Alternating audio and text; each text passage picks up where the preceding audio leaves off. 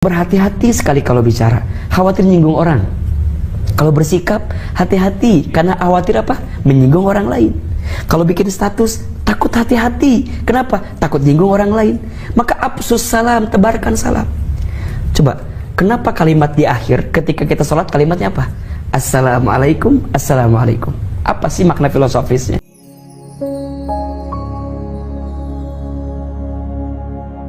Alhamdulillah, segala puji dan syukur kita panjatkan kepada Allah Subhanahu wa Ta'ala yang pada kesempatan malam ini Allah lembutkan hati kita, ringankan langkah kita untuk tholabul ilmi, untuk belajar.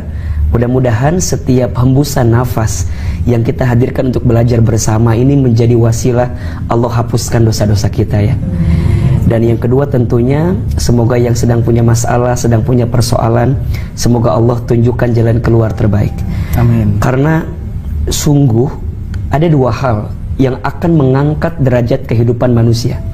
Jadi kalau kita ingin diangkat derajatnya dalam hidup, pastikan dua hal ini hadir dalam hidup kita. Apa dua hal ini? Yang pertama adalah iman, yang kedua adalah ilmu. Ya, satu apa? Iman, dua ilmu. Ini yang kemudian Allah sampaikan dalam Al-Quran di surat Al-Mujadilah ayat 11 itu. Yarfa'illahu alladhina amanu minkum walladhina utul ilma darajat. Allah akan mengangkat siapa? Orang beriman di antara kamu sekalian dan orang berilmu di antara kamu sekalian, darajat, beberapa derajat.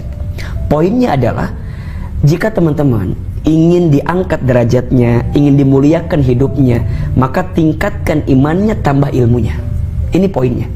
Maka Masya Allah, Tabarakallah, kita bersyukur punya keluarga besar ANP Amal, ANP Taklim, yang setiap malam Jumat ya kita belajar ilmu, kita terus mengaji. Ya mudah-mudahan kita memang bukan ahli ilmu, tapi kita menjadi orang yang mau belajar ilmu itu. Karena saya teringat dengan sabda Nabi bahwa jadilah engkau seorang alim kan?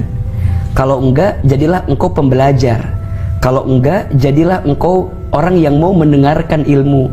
Kalau enggak, orang yang mencintai ilmu kan? Kun aliman, au muta'aliman, au mustami'an, au muhibban, wala takun khamisan. Jadilah orang berilmu. Kalau enggak, orang yang mau belajar ilmu. Kalau enggak, orang yang mau mendengarkan ilmu. Kalau enggak, orang yang mencintai ilmu. Jangan jadi yang kelima. Siapa yang kelima itu? Berilmu enggak, belajar enggak, dengerin enggak. Kalau bahasa Betawi enggak tuh apa ya? Ogah ya, ogah ya. Jadi apa? Berilmu ogah, belajar ogah, terus apa lagi? Dengerin ogah, cinta juga kagak gitu. Nah itu yang jadi yang kelima. Jangan patahlik, maka engkau akan binasa, maka engkau akan hancur. Maka teman-teman yang menyaksikan hari ini, kemudian yang di studio, niatkan ya, mudah-mudahan Allah angkat derajat hidup kita ya. Amin. Karena Ustaz lihat ini wajahnya hampir sama semua ini.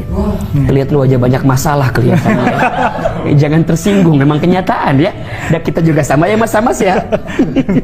Jadi mudah-mudahan yang duduk Allah hapuskan dosa. Amin. Ya. Yang sedang punya masalah Allah angkat masalahnya. Amin. Yang sedang gelisah galau Allah tenangkan hatinya. Amin. Insya Allah. Amin ya rabbal alamin. Baik. Tema kita malam ini seru sekali ya, tentang tetangga. Tentang tetangga. Masya Allah. Semua di antara kita pasti punya tetangga, betul? Dan hidup kita itu nggak akan bisa lepas dari orang lain. Setuju nggak? Setuju. Maka di dalam Al-Quran istilah manusia juga disebut dengan An-Nas. Salah satunya An-Nas ya. Tahu kan surat An-Nas ya? Dia kan dari wajahnya bacaannya surat An-Nas terus kan ya. Nah, An-Nas itu apa sih maknanya? Manusia. Kenapa manusia disebut An-Nas? Salah satu artinya manusia itu makhluk sosial yang tidak akan bisa lepas dari orang lain. Maksudnya apa? Kita pasti butuh orang lain. Coba deh kita cross check. Dari setiap etape fase kehidupan kita, pasti kita membutuhkan orang lain kan? Betul nggak? Betul. Waktu dulu kita dikandung di rahim ibu kita, pasti ada yang merawatnya. Ya, yang merawatnya siapa? Orang lain kan? Bidan begitu ya. Kita lahir dibantu nggak? Dibantu. Sama siapa? Dokter. Nah, bidan, dokter itu juga orang lain, betul? Betul. Kemudian kita tumbuh dewasa, kemudian sekolah belajar, ada guru. Guru itu siapa? Orang lain. Betul? Nanti kita selama sekolah berteman dengan teman-teman kita. Mereka siapa? Orang lain. Kita lulus, nikah dengan siapa? Orang lain. Waktu nikah sendiri atau dibantu orang lain? Dibantu orang lain. Kita bekerja dengan siapa? Orang lain. Misalnya kita sakit, diperiksa oleh siapa? Orang lain. Bahkan mohon maaf, nanti kita mati yang ngurus siapa? Orang lain. Ustadz belum pernah dengar ada orang mati nyupir ambulans sendiri ya. Asal nggak ada gitu ya. Kalau ada belum mati biasanya itu ya. Ahilman belum pernah lihat ada orang mati mandi sendiri ya. Asal nggak ada gitu ya.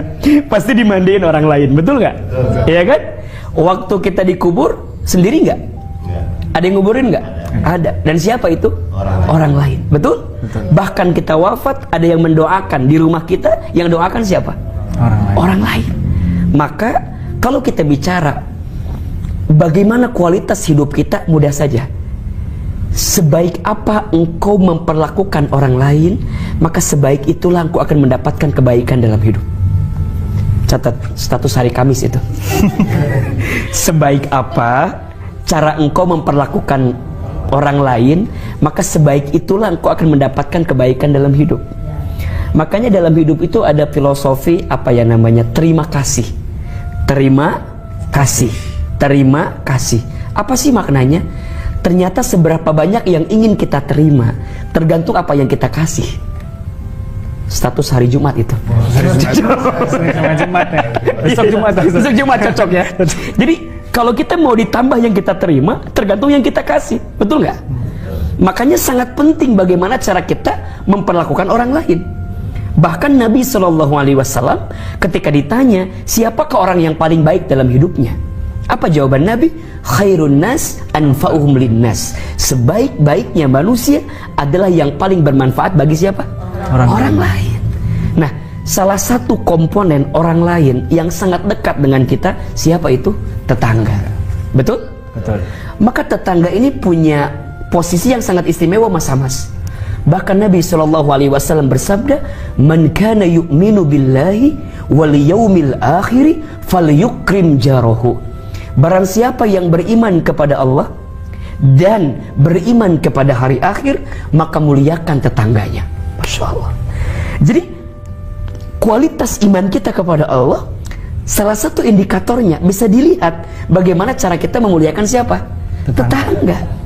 Berarti sebaliknya, mohon maaf ya, seseorang itu kualitas imannya mungkin dibawa atau dipertanyakan ketika dia tidak bisa memuliakan tetangganya.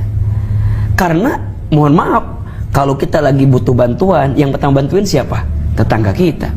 Kalau kita lagi kesulitan, yang pertama bantuin siapa? Tetangga kita. Maka wajar kalau kemudian orang diukur bagaimana keimanannya kepada Allah dan hari akhir ketika dia memuliakan siapa? Tetangganya. Baiknya kita kadang tergantung tetangga kita, buruknya kita tergantung siapa? Tetangga kita. Maka kalau beli rumah ya, jangan hanya beli bangunannya, tapi juga beli lingkungannya. Ini penting. Beli tetangganya, karena seseorang bisa masuk surga karena tetangga. Dan mohon maaf, seseorang bisa terjerumus kepada perkara yang tidak baik karena siapa? Tetangga. Nah, bicara tetangga itu kan beda-beda ya, ya nggak sih? Beda-beda. Ada yang tetangga yang baik ya, ada yang tetangga kok gitu, ada ya. Itu mah sitkom namanya ya. Tetangga gitu ya. Kayak gitu kan. Jadi ada yang beda-beda tetangga itu. Nah sekarang bagaimana sikap terbaiknya?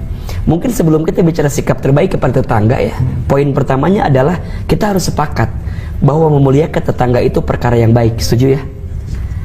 Memuliakan tetangga itu adalah amal yang baik. Berarti kalau kita memuliakan tetangga kita, maka kita memuliakan kehidupan kita. Tetapi kalau kita mohon maaf, menjatuhkan tetangga kita, tidak menghargai tetangga kita, berarti boleh jadi menjatuhkan kehidupan kita. Nah, sekarang apa sikap terbaik kita? Nah, ini poinnya benar pertanyaannya. Karena gini, kita nggak akan bisa merubah sikap orang ke kita, iya nggak sih? Betul nggak? Betul. Kalau bahasa gini analoginya, kita nggak akan bisa merubah arus ombak yang datang dalam hidup kita. Yang bisa kita rubah adalah ajarkan tubuh kita berenang agar kita bisa mengarungi sederas apa ombak itu yang datang kepada kita. Masya Allah. Satu Sabtu malam Minggu itu ya. Jadi kita nggak akan bisa yang merubah sikap tetangga kita ke kita. Yang barangkali yang bisa kita rubah apa? Sikap kita kepada siapa? Tetangga kita. Maka mohon izin mungkin Mas Hamas dan teman-teman, Ahilman ingin lebih fokus kepada sikap kita aja gitu. Saya nggak mau fokus ke tetangga yang gimana ke kita, karena pasti beda-beda lah.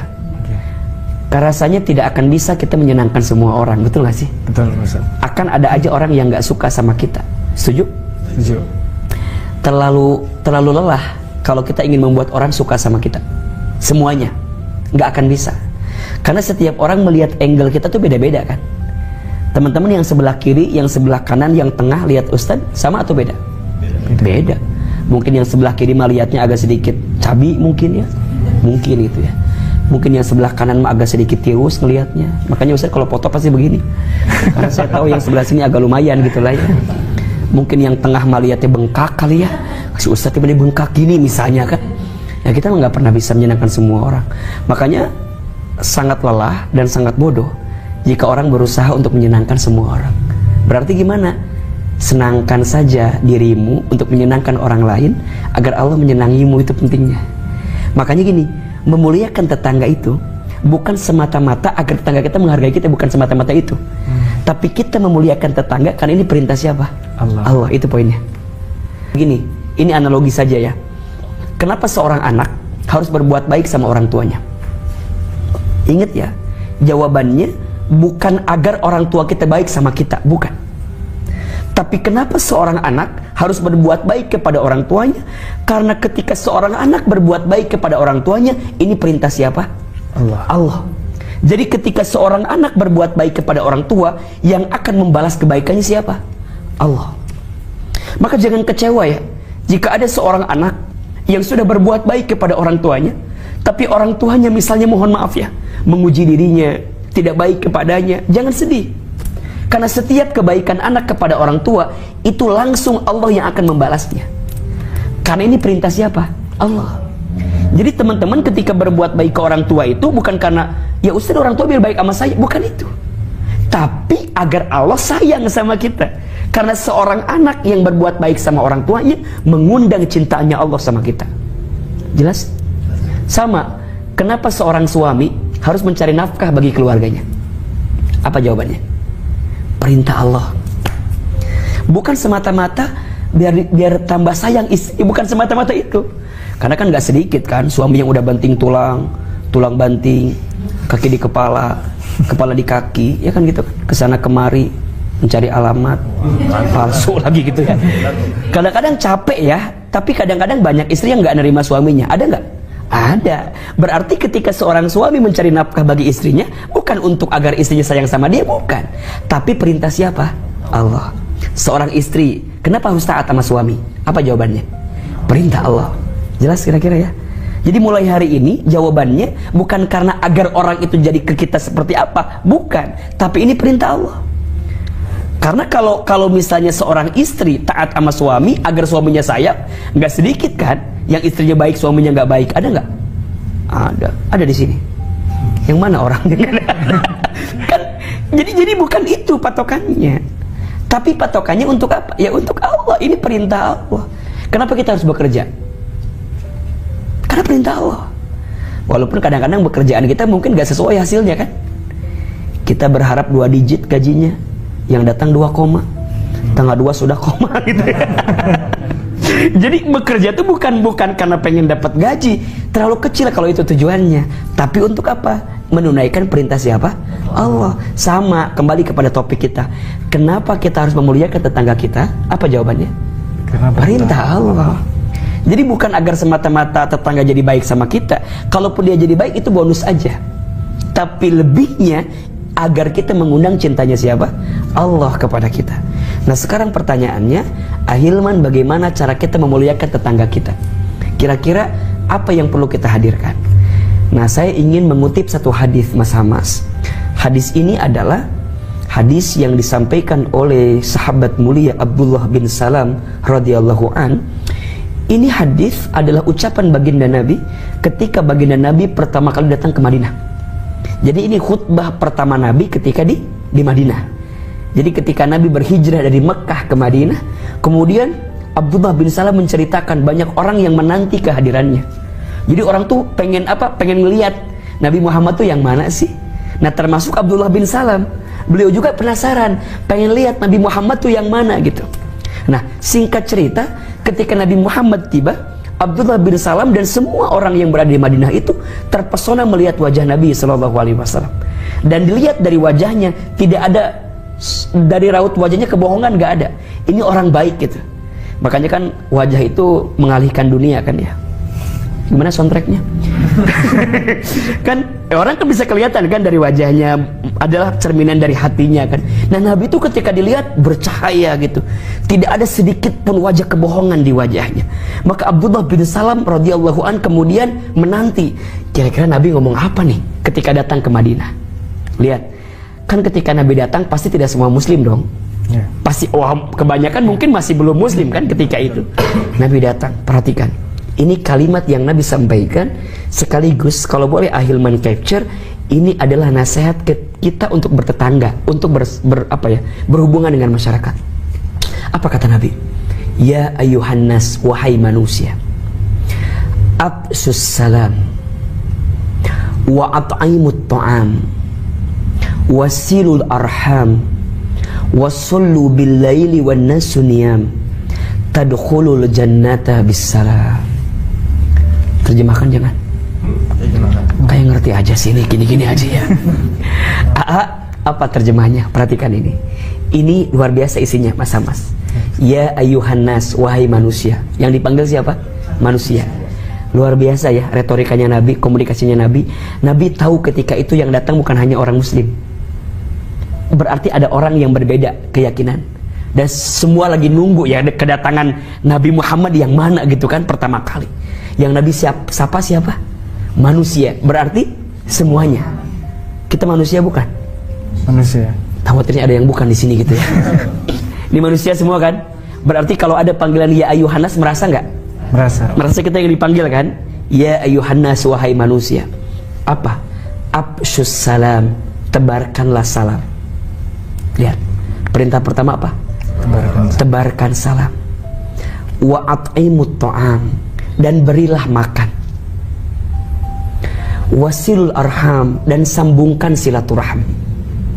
Wasallu bil laili wan nasu niyam, dan solatlah di waktu malam ketika banyak orang tertidur. Tadkhulul jannata bis salam, niscaya engkau akan masuk surga dengan selamat. Ada berapa amalannya? 4. Ada berapa? 4. 1. Absyus salam, tebarkan salam. Berarti ini PR pertama, adab kita bertetangga atau adab kita bertemanlah secara umum ya. Absyus salam, tebarkan apa? Salam. Ada 2 makna. 1 secara zohir berarti apa? Salam. Ketemu siapapun bicara apa? Assalamualaikum warahmatullahi wabarakatuh. Itu doa loh. Assalamualaikum apa artinya? Semoga Allah berikan keselamatan kepada kamu sekalian. Warahmatullah, dan semoga Allah merahmati kamu sekalian. Wabarakatuh, dan semoga Allah memberkahi kamu sekalian. 3 doanya. Selamat, rahmat, berkat. Makanya kalau orang mengucapkan salam assalamualaikum 10 pahala kebaikan. Kalau tambah warahmatullah 20 pahala kebaikan. Kalau wabarakatuh 30 pahala kebaikan. Makanya kalau ada orang yang bilang assalamualaikum, sempurnakan oleh kita. Waalaikumsalam warahmatullahi wabarakatuh.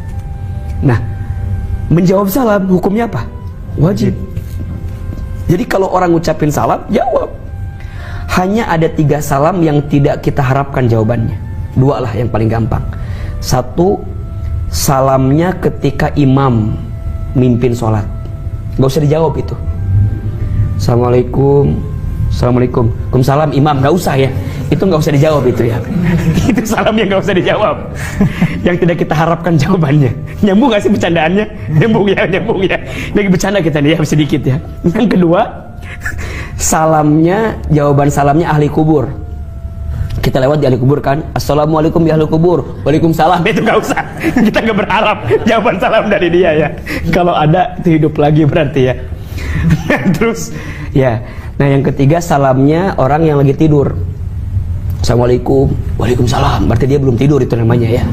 Jadi kalau orang gitu jangan jawab salam, jawab bos, ini lagi tidur kan, jangan.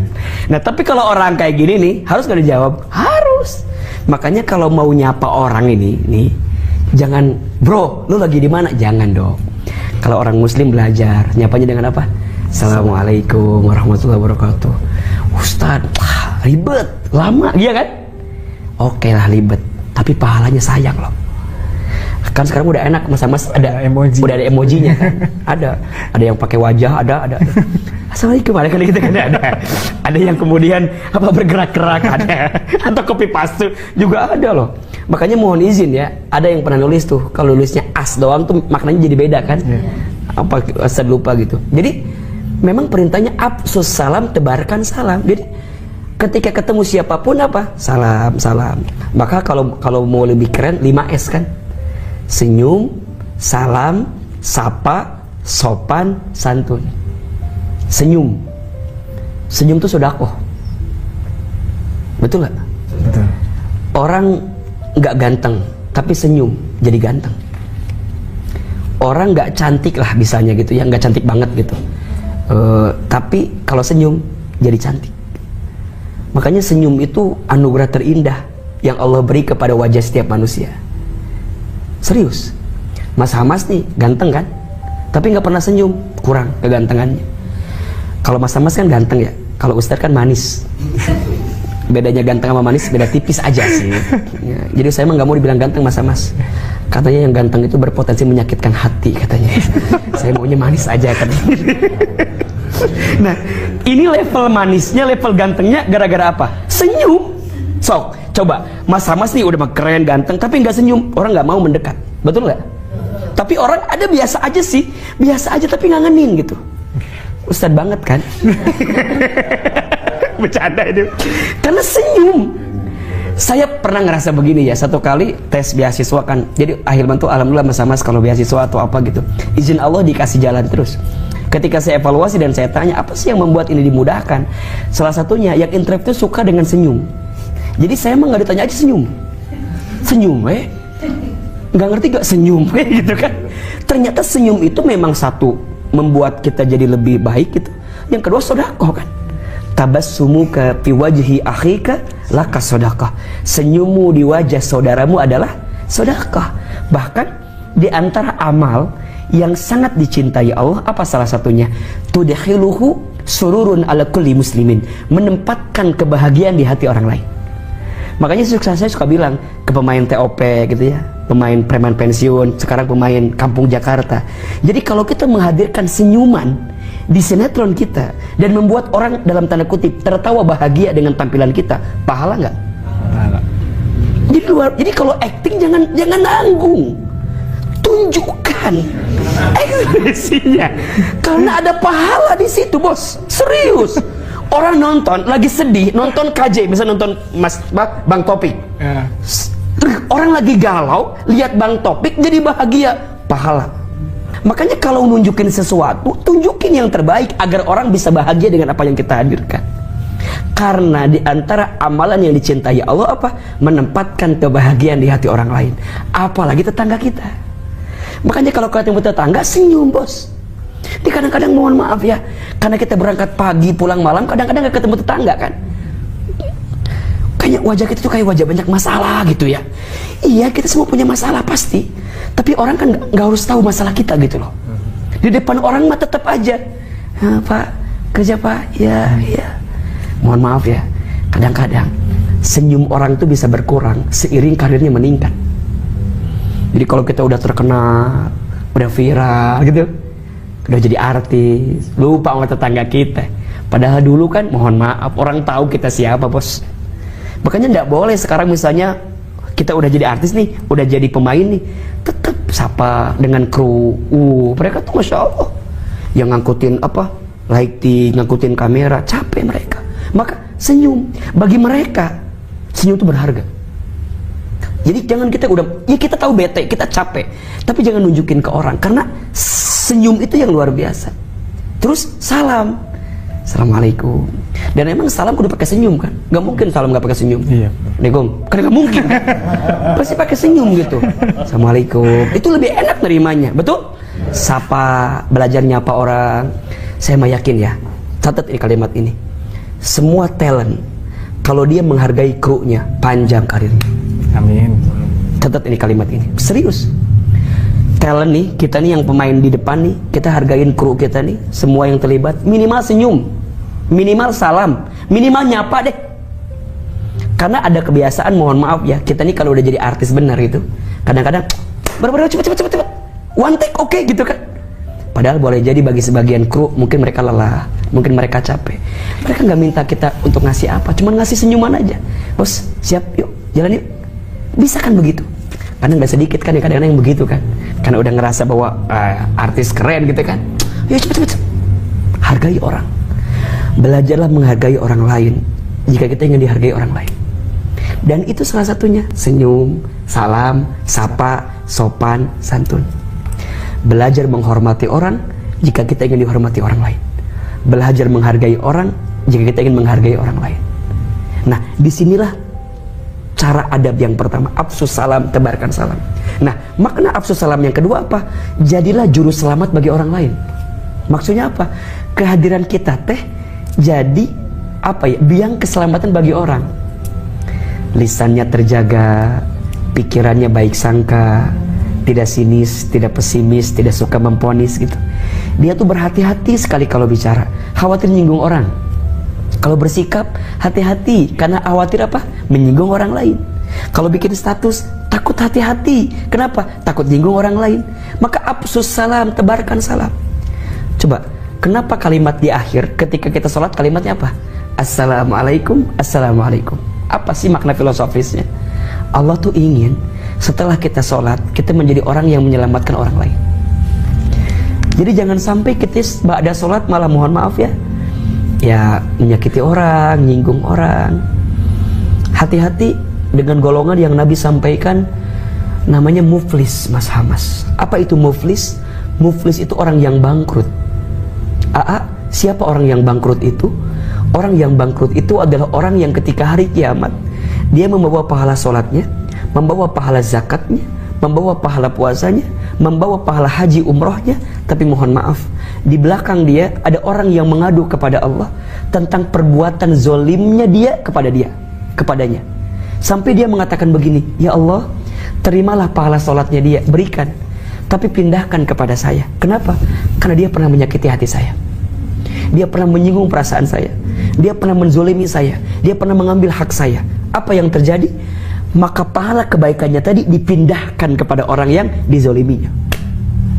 Kalau habis pahalanya, bagaimana? Maka dosa orang dizolimi tadi ditanggung oleh orang yang menzoliminya. Itulah orang yang apa? Bangkrut, muflis. Maka Nabi memerintahkan kepada kita afsus salam, tebarkan apa? Salam. Satu, lisan biasa mengucapkan salam. Yang kedua, tubuh kita, diri kita harus menjadi juru selamat bagi orang lain. Dua, wa at'imut ta'am, dan berilah makan. Jadilah tetangga atau teman yang suka memberi sama orang. Betul? Orang dermawan itu dicintai Allah, dicintai manusia, dekat dengan surga. Sedangkan orang pelit jauh dari Allah, jauh dari manusia, jauh dari surga. Betul nggak? Coba teman-teman punya orang yang pelit, malas nggak berteman? Malas. Punya orang yang suka traktir, ditemenin. Maka seberapa banyak yang ingin kita terima tergantung yang kita kasih. Nah, salah satunya apa? Bagi makan. Makanya Nabi pernah bilang begini kan, kalau engkau membuat membuat sayur gitu ya, kemudian baunya sampai ke tetanggamu, maka lebihkan apa? Lebihkan kuahnya, kemudian berikan kepada tetanggamu. Itu sebenarnya minimal lebihkan airnya. Ya syukur-syukur masa airnya doang, ya sama isinya dong gitu kan. Jadi cara membacanya bukan Ustaz gua banyakin aja dah kuahnya, kasih kuahnya, bukan begitu. Minimal apa? Kuahnya. Tapi kalau ada isinya sama isinya. Nah kadang-kadang mohon maaf, kadang-kadang kita masak di sini, kan asapnya nyampe ke tetangga kita, dia nyium dong apa yang kita masak, nyampe. Kalau kita misalnya mohon maaf ya, tetangga kita tuh pas nyium kepengen, dan kemudian dia ngerasa, kok tetangga kita nih nggak peduli sama aku ya, kayaknya nggak peka banget sama kita gitu ya. Nah dia tersinggung, sakit hati dia ngedoain yang buruk sama kita, jadi nggak baik bagi kita, ya nggak? Coba kalau kita masak nih, lebihin sedikit sama dia, seneng banget, seneng. Makanya belajar memberi tanpa diminta. Belajar apa? Memberi tanpa diminta. Kita ngasih, kalau orang minta biasa nggak? Biasa. Tapi kalau kita ngasih, kemudian orang nggak minta, itu luar biasa. Berarti gini, cara-cara ngebalasnya begini ya. Kita baik sama orang nih, kadang-kadang mungkin balasnya nggak langsung ya, tapi Allah tanam itu, nanti Allah panennya nanti tuh dikasihnya kapan gitu. Pernah nggak teman-teman ngalamin kayak gini? Lagi stuck, tiba-tiba jadi mudah gitu jalannya. Boleh jadi itu adalah tanaman amal kebaikan kita yang pernah kita lakukan dulu mungkin, tapi Allah balas sekarang. Maka jangan pernah khawatir dengan setiap kebaikan yang kita berikan, apalagi ngasih makan. Karena di antara amalan yang mengantarkan kita bisa masuk surga kan memberi makan kepada orang. Bahkan hati-hati, dalam Quran disebutkan ada orang yang disebut pendusta agama. Tahu nggak siapa? Ara'aital ladzi yukadzibu biddin. Apakah engkau tahu siapa yang mendustakan agama itu? Fadzalikal ladzi yad'ul yatim wa la yahuddu 'ala ta'amil miskin. Orang yang mendustakan agama itu orang yang tidak peduli kepada anak yatim dan orang yang tidak mau memberi makan kepada fakir dan miskin. Makanya kalau kita bertetangga, belajar ngasih, berbagi. Minimal ya, rumah depan kita, samping kanan kiri kita, belakang kita. Nah itu ya syukur-syukur sekomplek lah, syukur-syukur ya kan, masa cuma segitu doang. Tapi kan ya kalau nggak semua minimal kiri gitu kan, kiri kanan. Nah termasuk juga tetangga itu atau teman itu ya orang yang berteman dengan kita di sosmed, ada kan? Makanya kalau ngumbar sesuatu itu lihat-lihat dulu, ini adabnya nih. Contoh, mohon izin. Kita kalau bicara tentang rumah tangga, ya misalnya kita lagi lagi romantis sama pasangan kita, kalau bisa jangan sampai di depan orang yang belum menikah. Halo, jelas tidak? Ya, kita nunjukin sesuatu nih ya kepada orang yang mungkin dia akan, ya gue nggak kayak gitu. Berarti kan ada bahasa gini ya, Ustaz, tapi kan saya pengen nge-share sama pasangan saya. Ya boleh, tapi kan kita harus lihat. Makanya kan biasakan nulis apa? Masya Allah, tabarakallah kan. Jadi kalau kita dapat sesuatu itu, biar muji nggak ke kita, tapi mujinya ke Allah itu. Masya Allah, tabarakallah. Makanya kalau kita lihat-lihat, kalau ngomongin nih, ada orang nih, mohon maaf, kita ngomongin kerjaan kita, tapi depan orang yang nganggur, itu kurang adab tuh. Bos, gua tuh baru jalan sinetron gua, tapi ngomong sama orang yang casting berkali-kali gagal mulu gitu. Nah itu kayak nggak ngehargain dia gitu. Berarti cari tahu momennya. Nah banyak ya, mohon maaf ya, reuni itu kadang banyak orang yang nggak mau datang gara-gara apa coba? Dijadikan bahan untuk pamer kan? Iya nggak sih? Padahal tidak semua teman kita punya nasib yang sama kan? Betul. Awalnya pengen nostalgia tentang masa lalu, tapi kan nggak sedikit ngomongin masa sekarang. Ngegeng, kayak circle-nya gitu. Jaksel banget ya. Jadi kayaknya circle-nya itu kan suka geng-geng gitu kan. Circle-nya omongannya jika pengusaha sama pengusaha gitu ya, terus pekerja sama pekerja. Padahal kan reuni itu tujuannya apa? Ingin silaturahmi, nginget yang dulu kan, dihadirkan sekarang gitu kan. Tapi kadang-kadang jadi jeda gitu, ada jeda gitu. Nggak sedikit yang ngomongin pamer harta, pamer jabatan gitu kan. Kalau pakai celana, kunci mobilnya diliatin kuncinya. Kan gitu kan, sengaja emang diliatin begitu. Kalau ngangkat telepon sengaja gitu, agak tinggi. Ya kan kameranya 3 gitu kan ya, maksudnya kadang-kadang kita tuh suka nggak peka gitu ya. Kata yang nonton, Ustaz juga nggak peka katanya barangkali kan. Ini contoh-contoh yang dekat dengan kita. Makanya gini, coba sedekah yang terbaik tahu nggak kapan? Sedekahlah ketika orang sangat membutuhkan, dengan tanpa diminta. Yang kedua, sedekahlah apa yang kita cintai. Insya Allah. Itu 2 sedekah yang paling keren tuh. Orang lagi butuh banget, kita bantu. Oh, itu doanya tuh mustajab tuh. Contoh yang paling ringan ya. Pernah nggak teman-teman di tol? Oke. Mobil depan tuh kehabisan apa? Etol. Ya. Kan gak sedikit yang mundur lagi kan. Lama dah. Ganti yang lain aja rutenya kan. Padahal boleh jadi di saat itu ketika Allah takdirkan ada orang yang etolnya habis, kita di belakang, Allah lagi ngasih kesempatan apa? Kita untuk berbagi sama dia. Jadi pas dia turun, dia habis, dia bilang, Pak boleh pinjam etolnya? Kan pinjam kan? Kadang-kadang digantiin kan? Iya. Nggak usah, buat bapak aja. Itu dahsyat tuh. Sedekah lagi butuh banget. Makanya kalau ada yang nggak ada etol, deketin aja. Kalau ada etolnya nggak ada ya, gue isiin gitu ya. Nggak, maksudnya ini peran-peran di situ penting tuh. Makanya mohon maaf, satu kali ada ini, antara kita ngasih pinjaman ke orang dengan sedekah, pahalanya gedean mana?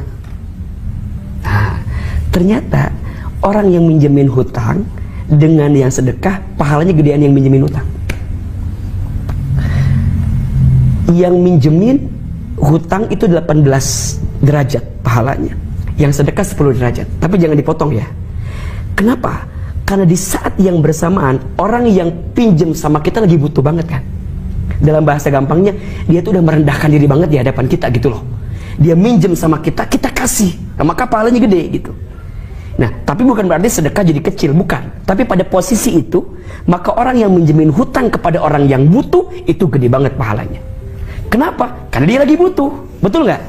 Beda sama kita sedekah, kan belum tentu butuh atau enggak gitu kan, tapi kita ngasih. Nah, syukur-syukur, terutama ke orang-orang yang dekat kita gitu.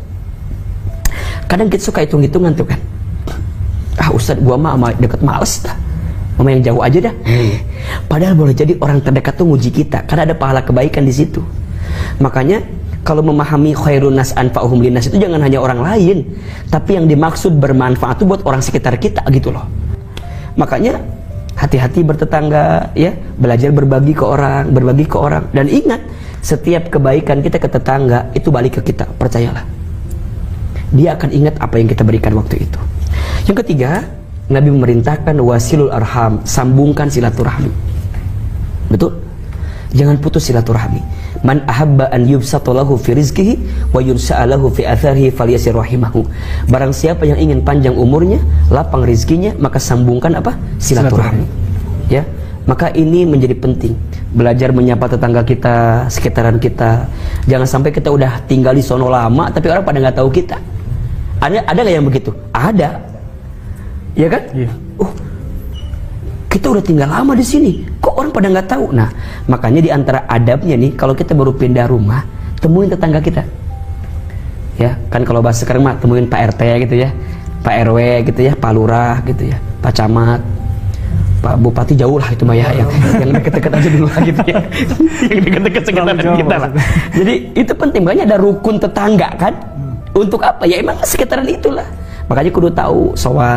Nih, mohon izin nih. Ada teman-teman yang sekarang sudah main di film gitu ya, atau di sinetron, bilanglah sama tetangga kiri kanan, bikin dah syukuran dikit-dikit, kan nggak apa-apa juga sih ya.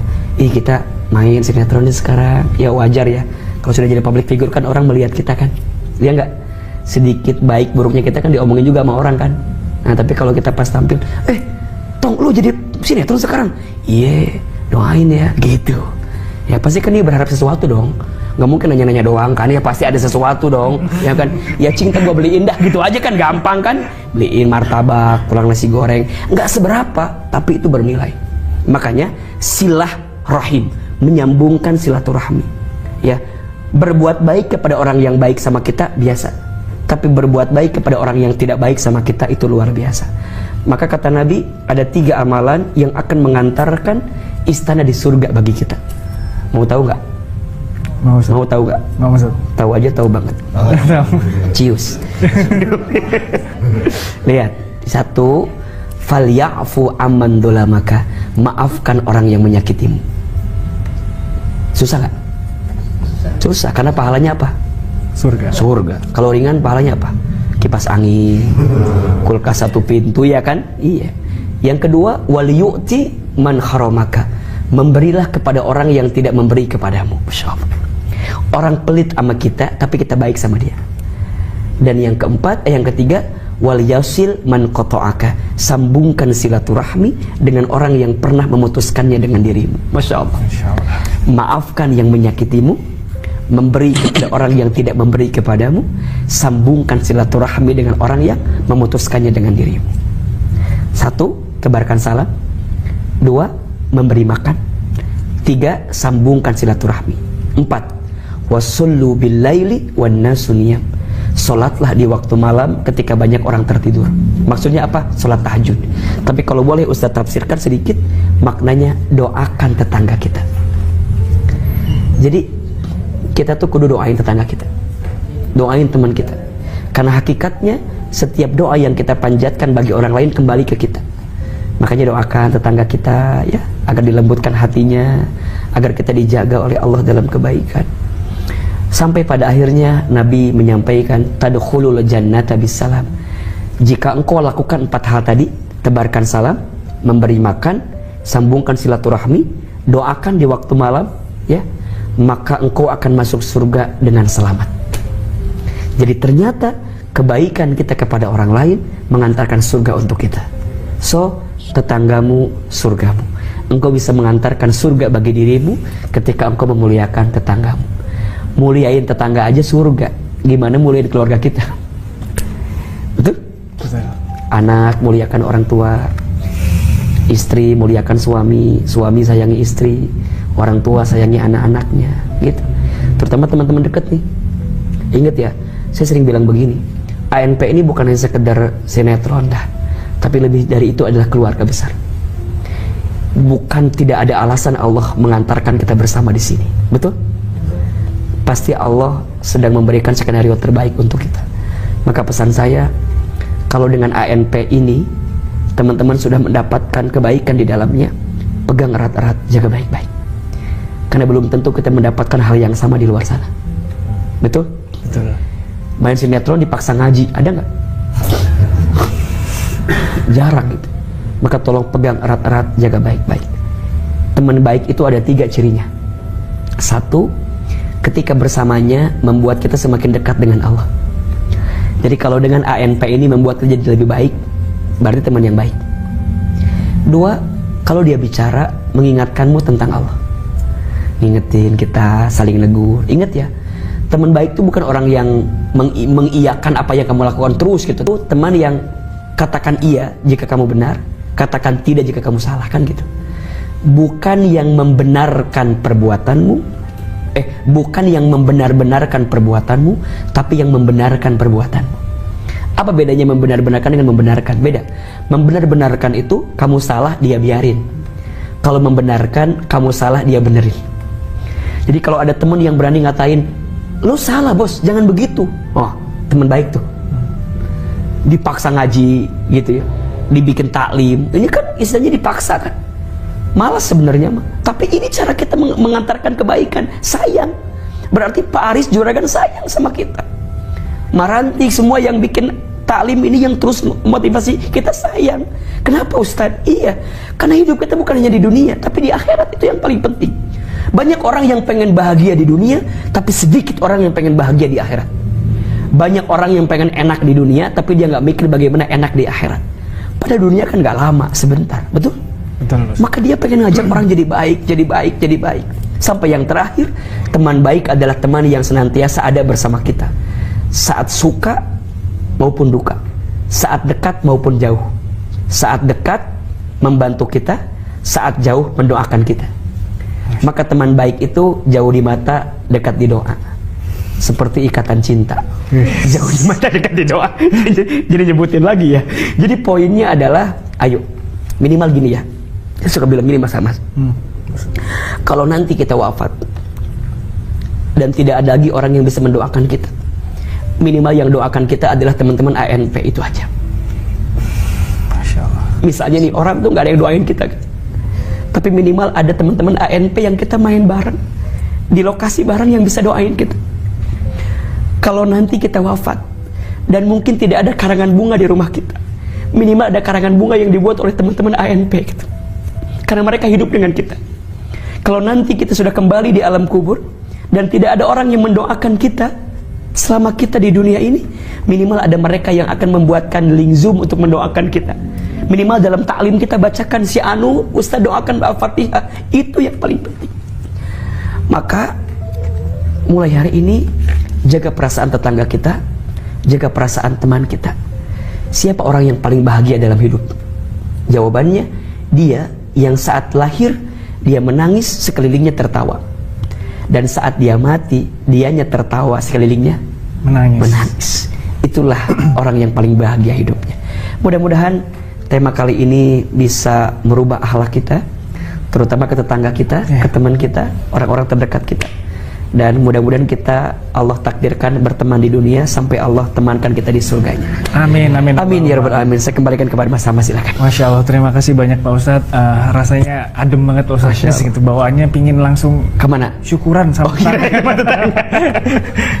ya baik teman-teman semua yang dirahmati Allah, baik yang ada di Zoom maupun yang ada di YouTube channel ANP Amal dan juga teman-teman yang ada di studio semuanya. Masya Allah. Buat yang ingin bertanya bisa langsung di kolom komentar yang ada di Zoom dan juga YouTube.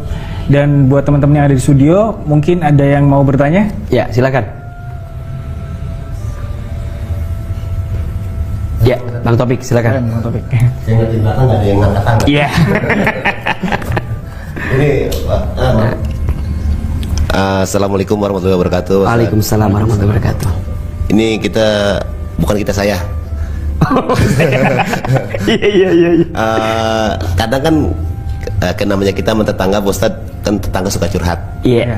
Suka curhat kadang, si Anu suka begini. Kadang lu tau gak sih si Anu suka begini, suka. Jadi tetangga yang kanan ngomongin kiri ngomongin yang kanan, Ustaz. Nah itu nah mungkin dia di belakang ngomongin kita, jangan-jangan. Bisa juga begitu makanya, Ustaz. Jadi bagaimana buat kita itu cara menanggapinya aja sih, Ustaz. Cakep. Masya Allah. Makasih, Ustaz. Sama-sama. Assalamualaikum. Waalaikumsalam warahmatullahi wabarakatuh. Iya. Di antara dosa yang harus kita hindari adalah menggibah ya. Gibah itu membicarakan aib atau kejelekan orang lain di belakangnya. Itu gibah. Nah, kalau bicarain aib dan kejelekan di depannya, itu namanya bukan gibah. Ngehina namanya. Langsung depannya orangnya. Kalau di belakang namanya gibah, kalau di depannya menghina itu namanya. Tapi begini ya, ngomongin kejelekan itu berpotensi dua. Kalau benar jadi gibah, kalau salah jadi fitnah. Ngomongin orang itu, ngomongin kejelekannya ya. Kalau benar jadi apa? Gibah. Kalau salah jadi apa? Fitnah. Maka hati-hati. Quran mengingatkan kita, gibah itu dosanya seperti memakan bangkai saudara sendiri itu. Berarti belajar untuk ya menghindarilah orang yang suka bergibah gitu. Kalau di depan kita dia ngomongin orang, jangan-jangan dia berpotensi ngomongin kita di belakang kita. Bener gak? Bener. Kan ada tuh orang yang kalau ketemu kita, gue mau cerita dong bos, gitu kan? Dia ngomongin orang kan di depan kita. Maka boleh jadi orang ini berpotensi ngomongin kita di depan orang lain kan? Jadi gimana Ustaz? Ya, berdoa sama Allah agar kita dihindarkan dari perbuatan itu. Ya, doa ya Allah, ya lembutkan hati kan. Ada satu doa yang kalau bisa dibaca tuh setiap pagi dan petang. Bismillahirrahmanirrahim. Allahumma inni a'udzubika minal hammi wal hazan wa a'udzubika minal azzi wal kasal wa a'udzubika minal jubni wal bukhli wa a'udzubika min ghalabati daini wa qahri rijal. Nah, itu doa agar kita minta ya Allah lindungi aku dari kesedihan, kesulitan, kekikiran, ketakutan, termasuk kebiasaan kita ngomongin yang nggak baik gitu loh, ngelakuin hal-hal yang buruk ya. Ya Allah lindungi aku dari lilitan hutang, tekanan manusia. Nah itu salah satu langkah pertama, doa. Karena kadang-kadang gini ya, benernya kita tuh berteman sama siapa ngaruh nggak sih? Ngaruh bener. Berteman dengan teman baik seperti berteman dengan penjual minyak wangi kan, engkau akan kecipratan wanginya. Berteman dengan teman buruk seperti berteman dengan pandai besi, engkau tidak memandainya, tapi engkau kecipratan bau daripada besi itu gitu, atau terdengarlah bagaimana pandaian besi itu. Nah maksudnya berarti kita harus benar-benar menjaga. Nah salah satu caranya doa agar Allah mempertemukan kita dengan teman yang baik gitu. Ya karena kalau bukan kekuatan Allah susah kan. Dan bener, godaan paling kencang itu dari orang terdekat. Coba aja cek, bener gak? Bener. Ujian paling berat itu dari orang terdekat. Biasanya nih, kita nih suami istri, biasa ujian pertama dari siapa? Pasangan, ya enggak? Pasangannya baik, mertuanya baik, ipar-iparnya, gitu tuh. Baik, temennya, tetangganya, rekan kerjanya. Jadi kadang-kadang orang terdekat tuh paling uji kita loh. Makanya mohon maaf, sebagaimana ujiannya berat dari orang terdekat, maka pahalanya pun juga besar ketika kita menghargai orang terdekat. Maka doa agar kita dipertemukan dengan teman, tetangga yang. Kadang ada bahasa gini nih, lo solid dong sama gua gitu kan. Solid bro gitu kan, solid padahal salah kan. Solid itu kan untuk yang baik-baik gitu loh. Kalau yang nggak baik mah nggak usah kan. Misalnya pas lagi Ramadan tuh, lo buka aja dah, temenin gua dah, lo hargain gua dong, kan gua mau buka juga kan. Ya jangan. Jadi solid tuh hanya pada bab kebaikan. Ya kalau nggak baik mah ya jangan solid namanya, ya bilang nggak baik dong, iya kan? Yes. Maka doa, karena kalau kita nggak doa lemah kita. Kadang kita udah niat, Ustadz pengen gua mah lurus, digoda aja. Baik. Yang kedua, ya bilang, kalau dia ngomongin orang lain, bro, gak usah ngomongin orang dah, jangan kayak orang itu kalau ngomongin orang juga, ngomongin juga, lo juga ngomongin orang lain. Udah cukup, misalnya, udah, gua nggak mau denger ya bos, udah aja, selesai.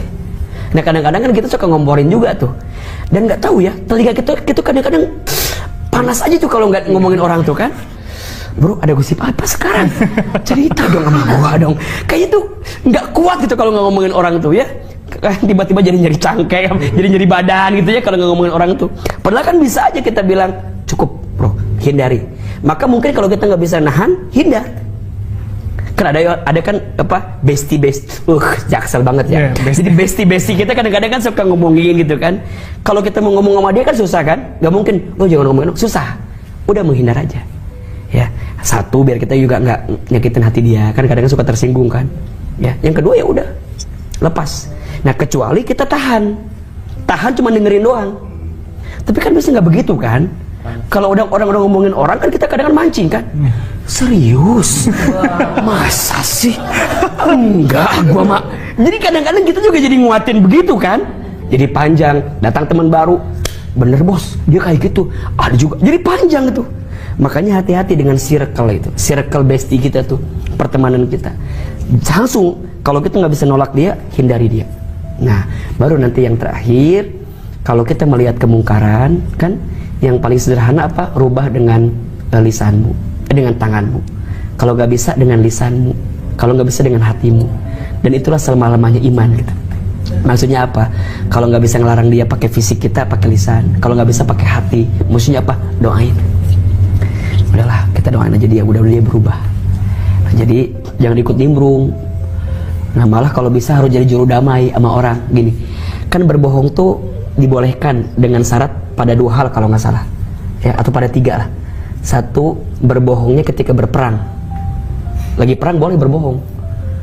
Orang ini kemana? Di sini, itu jujur banget, tembak dia kan. Boleh kita bilang, dia pergi ke sono buat ngindarin musuh, boleh. Ya kita pakai topeng, pakai apa kan, itu kan bohong. Tapi untuk menyelamatkan diri boleh. Yang kedua, berbohongnya untuk mendamaikan 2 orang yang bermusuhan. Contoh, Mas Hamas sama Bang Topik lagi musuhan. Nah, saya bilang gini, Mas Hamas, nih ada ini makanan dari Bang Topik. Padahal bukan dari Bang Topik, dari saya. Atau bilang, Bang, Mas Hamas, ada salam dari Bang Topik. Kangen katanya. Curiga dong, bilang kangen kan bahaya kan ya. Atau misalnya udah lama nih nggak ketemu, kira-kira gitulah, salam. Saya bilang ke Bang Topik, Bang, ada salam dari Mas Hamas. Padahal Mas Hamas nggak bilang gitu, tapi saya sengaja bilang begitu agar mereka jadi damai. Boleh nggak? Boleh. Yang ketiga, bohongnya suami untuk menyenangkan istri dalam artian memuji. kamu tuh perempuan yang paling cantik di komplek ini. Kan bohong dong, kan ada yang lebih cantik dong pasti kan. Iya kan, kamu paling cantik sedunia kan gak mungkin kan, pasti ada kan. Tapi bahagia untuk memuji ya, bukan berarti berbohong. Ustadz biar gak ketahuan aku bohong aja ya, jangan, bukan itu poinnya. Tapi menyenangkan dengan memujinya dia boleh. Kamu tuh suami yang paling ganteng se-Jakarta, kan gak mungkin dong, pasti ada yang lebih ganteng kan. Tapi untuk menyenangkan dia dengan memuji boleh. Nah makanya tadi kalau ada tetangga yang satu ngomongin yang kiri, satu ngomongin yang kanan, lo bilang gini, oh, bro kemarin gua dengerin dia malah baik-baikin lu loh, dia muji lu banget, padahal enggak. Tapi biar dia jadi lembut hatinya. Nah kita bilang sama satu lagi, bro, gua denger dia tuh bangga banget tetangga sama lu, beneran loh. Kata dia kalau lu nggak ada di sini nggak tahu dia. Maksudnya gimana? Ya pengennya dia nggak ada lu di sini, maksudnya gitu ya. Maksudnya dia tuh seneng banget lo tetangga di sini. Jadi saling jadi juru damai. Nah sebaiknya begitu. 3, 1 berdoa, 2 hindari, 3 jadi juru damai agar tidak ada lagi orang yang membicarakan kita. Nah kadang-kadang kan suka ada ya di antara kru juga kadang-kadang gitu kan, saling ini kan, ngomongin A, ngomongin B, ngomongin gue mau nggak mau campersnya dia, kenapa? Ambil gambarnya kurang ini, suka zoom banget ke muka gua banget gitu kan. Nah padahal kan jadi juru damai, jangan sampai berantem. Gini, kalau circle udah ada bibit permusuhan pasti nggak enak dah. Iya nggak sih? Iya betul. Kalau circle sudah ditanam kebencian satu sama lain nggak enak, siap-siap bungkus dah pasti itu mah. Tapi kalau circle-nya itu dikuatkan dengan rasa cinta, rasa sayang gitu, mungkin sinetronnya selesai, tapi kan kekeluarganya terus panjang gitu. Nah itu yang paling penting. Makanya ada yang paling mahal dari apapun. Apa coba? Ukhuwah. Apa itu ukhuwah? Persaudaraan. Itu yang paling mahal. Gara-gara beda pilihan jadi berantem, ada nggak? Ada. Beda pendapat, ya kan biasa sih, ya nggak?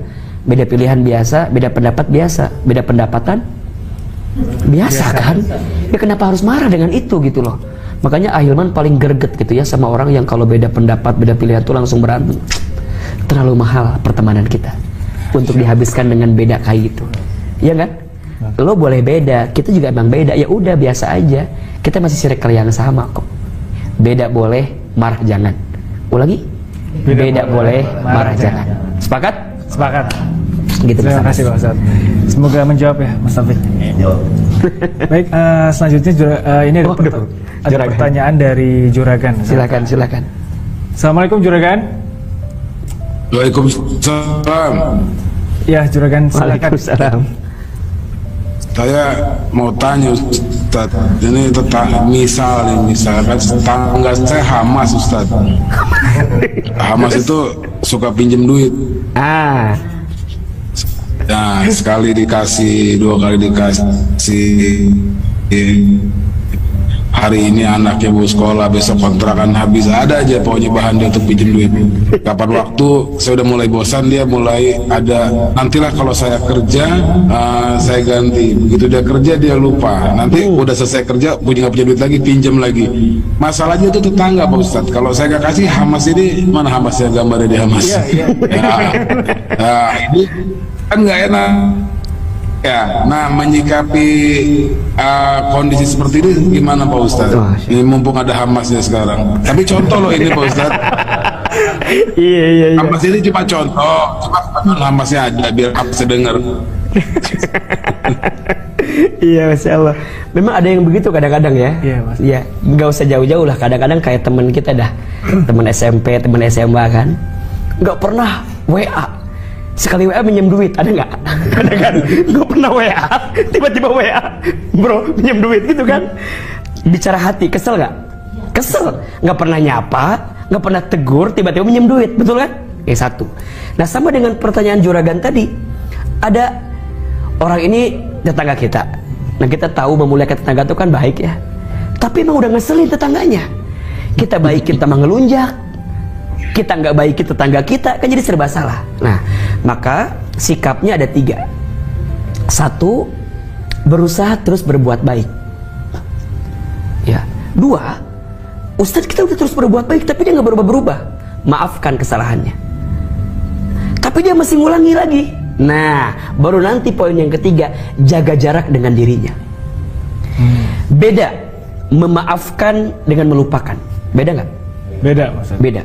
Memaafkan itu membersihkan hatimu agar tidak membenci kepada orang yang menyakitimu. Sedangkan melupakan membersihkan pikiranmu agar tidak ingat kepada orang yang menyakitimu. Beda. Memaafkan adanya di hati, melupakan adanya di mana? Di pikiran kita. Berarti kalau ada teman kita, tetangga kita yang ngeselin kita, poin pertamanya apa? Tetap maafin dia. Nah, walaupun kita nggak bisa lupa keburukan dia kan, maka nanti jaga jarak. Ustadz, apakah itu nggak masuk mutusin silaturahmi? Tidak. Kan hati kita udah bersih, kita udah nggak benci sama dia. Cuman kita jaga jarak sama dia biar nggak benci lagi sama dia gitu loh. Kan ada bahasa sekarang tuh anak Jaksel toksik, tau nggak? Toksik itu apa ya? Bahasa. Jadi orang tuh yang jadi bikin penyakit ke kita kan gitu kan? Lingkungan toksik gitu ya, seseorang yang toksik. Itu kan ya kita kan nggak bisa ngerubah arus ombak dia kan? Kita bisa ngerubah sikap kita aja sama dia gitu. Berarti gimana ya? Jaga jarak. Kita nggak benci sama dia, enggak. Cuman kita jaga jarak agar hati kita bersih. Yang nggak boleh gini, kita maafin Mas nih, kita jaga jarak, tapi di belakang kita ngomongin dia, bro, lo jangan temen sama Hamas ya, dia nggak bener bro. Nah, tapi dia udah maafin, tapi dia kayak gitu ke orang, berarti dia belum maafin. Kalau mau ya clear di situ. Nah, maka kembali kepada pertanyaan Pak Aris tadi, jika hati kita masih kuat, tetap berbuat baik sama dia. Kalau enggak, ya udah maafin kesalahan ketiga ya jaga jarak, hindari dia. Ingat ya, bukan berarti kita nggak memuliakan Mas Hamas sebagai tetangga, bukan. Tapi emang dia nggak introspeksi diri gitu. Kadang-kadang orang tuh butuh disentil, ya butuh diingetin lah, agar kemudian dia ngerti gitu. Ya, bukan berarti kita zolim, bukan. Justru kalau kita masih terpontang-panting dengan keadaan itu, kita yang zolim dengan diri kita sendiri. Kalau bahasa tadi apa? Toksik. Kita menyakiti diri kita. Ya, kan ada ya orang yang kalau kemudian lihat dia tuh aduh sakit hati, kesel, udah kalau mau blok ya blok aja. Kalau mau jaga jarak dengan dia, jaga jarak aja. Ingat ya, bukan mutusin silaturahmi, bukan. Tapi saya menjaga hati agar bersih dan tidak membenci dirimu. Makanya kalau yang pernah punya mantan gitu ya, buanglah mantan pada tempatnya. Ya. Iya, malah kalau bisa galeri kita yang masih ada foto dia ya udah delete aja. Tapi Ustadz, fotonya bisa kita delete tapi kenangannya enggak Ustadz. Ya udahlah. Coba, kenapa kenangan masih ada? Karena kita masih menyimpan memori dirinya kan. Belajar, hilangin semua tentang dia, belajar terima yang ada. Udah, itu pelan-pelan akan bisa. Sama tetangga kita. Ya syukur-syukur kalau kita punya uang beli rumah baru aja dah. Pindah sekali. Kecuali dia diusir dari kampung ini kan, gitu kan nggak mungkin juga kan. Ya udah, kalau kita punya rezeki ya udah kita hindarin toksik. Makanya tadi kalau beli rumah jangan hanya bangunannya, tapi beli apanya juga? Lingkungannya, tetangganya. Ini adab yang terbaik untuk kita. Makanya kalau bisa pas beli rumah tuh cari masjid di mana, iya kan? Makanya kalau beli rumah cari yang dekat masjid. Terus tanya minimal kiri kanan depan belakang kita tuh siapa yang punya, gitu. Khawatirnya ya tadi tuh ada hal-hal yang membuat kita tersinggung, tersakiti ya. Maka insya Allah ya, jika kita bisa memaafkan lebih baik. Ya, tapi jika tidak, tetap memaafkan di hati, tapi jaga jarak dengan dia. Nggak apa-apa. Itu bukan berarti menghinakan tetangga kita, tapi justru menjaga hati kita agar gak benci dengan tetangga kita. Wallahu a'lam bishawab. Masya Allah, terima kasih Pak Ustadz. Itu tadi Juragan, mohon saya bisa dimaafkan ya Juragan.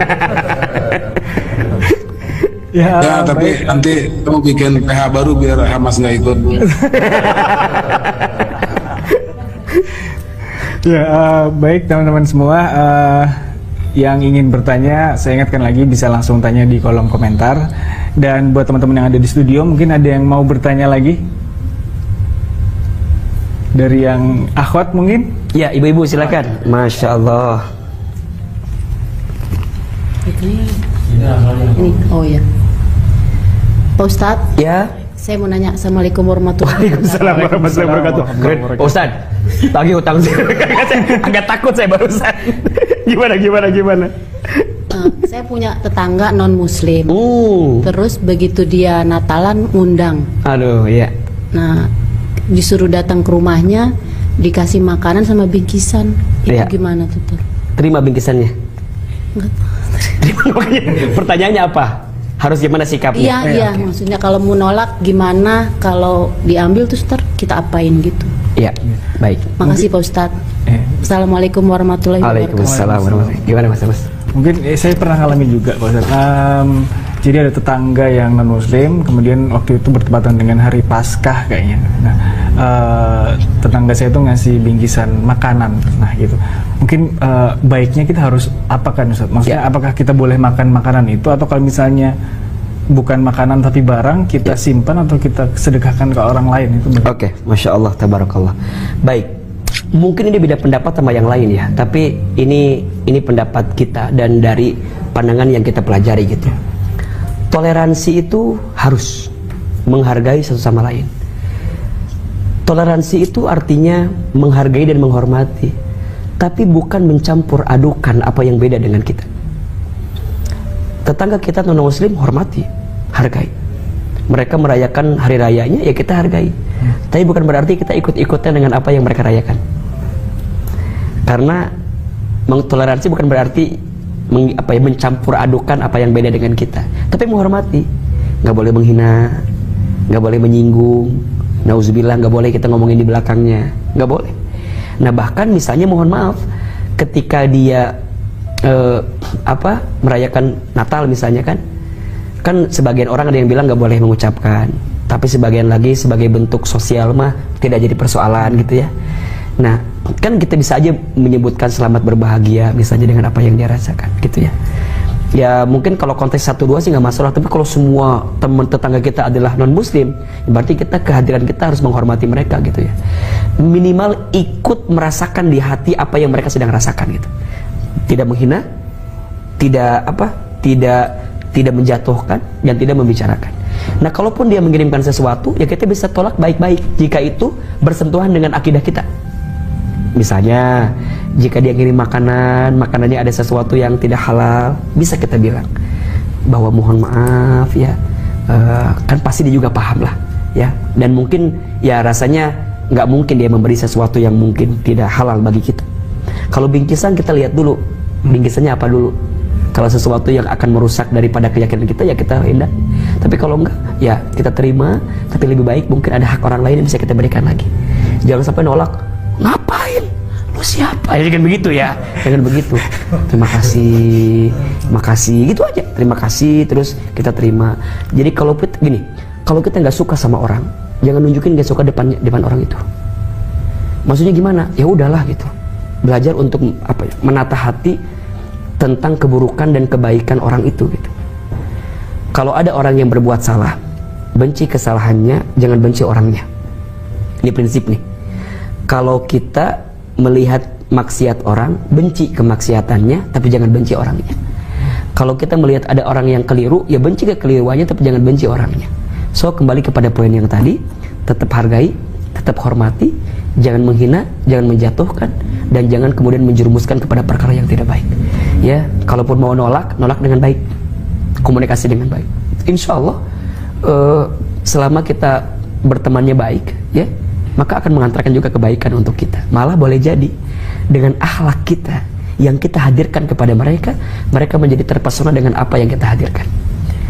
Kadang dakwah itu lebih tajam dengan akhlak, ya nggak Mas? Betul. Dibanding dengan tausiah seperti ini. Maka tunjukkan kita muslim yang baik, tunjukkan kita muslim yang ramah bukan yang marah, tunjukkan kita muslim yang mengajak bukan mengejek, tunjukkan kita muslim yang merangkul bukan memukul, tunjukkan kita muslim yang mencintai bukan mencaci maki. Ya, tahu Muhammad Salah nggak, pemain Liverpool? Ya, tahu. Banyak orang yang katanya di London itu kan banyak orang yang terpesona dengan Islam, salah satunya karena permainan dan akhlak yang dihadirkan. Sadio Mane ya, kemudian Muhammad Salah gitu. Dia tidak berdakwah dengan lisannya, tapi dia berdakwah dengan perilakunya. Nah kadang-kadang dakwah kita yang paling tajam dengan akhlak kita. So kalau kita ketemu dengan orang yang beda keyakinan dengan kita, tunjukkan kalau kita muslim yang baik, muslim yang tidak menghina tapi membina, ya, muslim yang tidak mencaci maki tapi mencintai. Insya Allah kita bisa hadirkan itu.